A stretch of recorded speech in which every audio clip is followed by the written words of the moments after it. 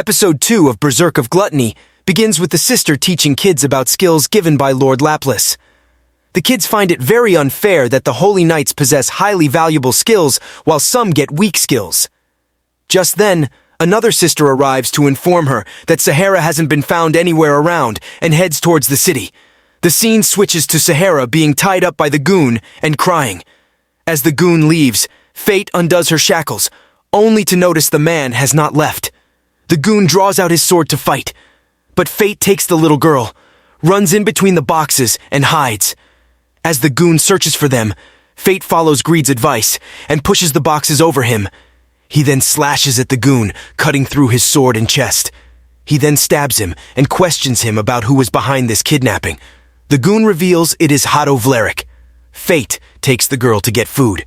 It is her first time eating meat, and she relishes the meal.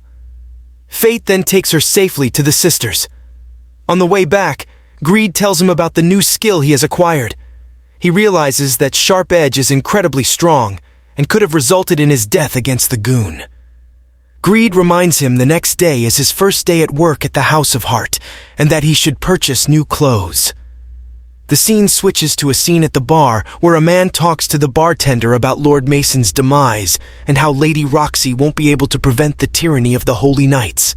The next morning, Fate arrives at the House of Heart and is amazed to see Lady Roxy in a dress.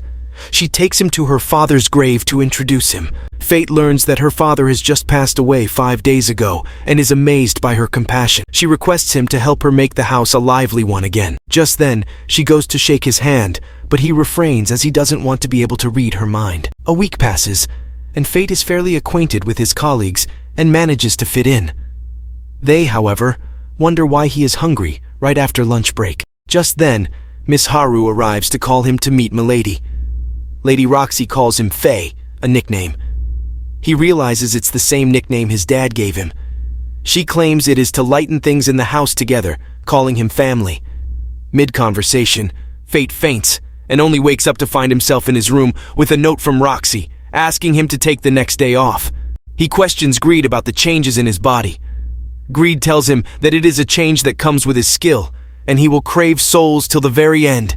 If he doesn't kill, he will starve to death. Greed brings to Fate's notice that his eyes will turn red when he is at his limit. That night, Fate heads out to kill goblins and rid himself of starvation. He kills multiple goblins with his sword and heads to the hobgoblin nest to kill more fierce goblins. Just then, he hears the footsteps of a much larger goblin heading towards him. Greed tells him about the goblin's skill to heal wounds, saying it will pose a threat. Fate uses a sneak attack to slice off an arm of the goblin. The goblin begins to swing its arm around to attack Fate, but he is able to precisely attack and kill the giant. Fate earns the self-healing skill as well as stats. Greed tells him that he can use his stats to upgrade him. However, he would have to use all of them up. Fate agrees, as it is a partnership and both of them should level up together. Upgrading the sword allows him to use it as a bow, which doesn't require arrows. He is able to shoot arrows out of thin air, and they follow the target to hit them. He practices his new abilities on the goblins around.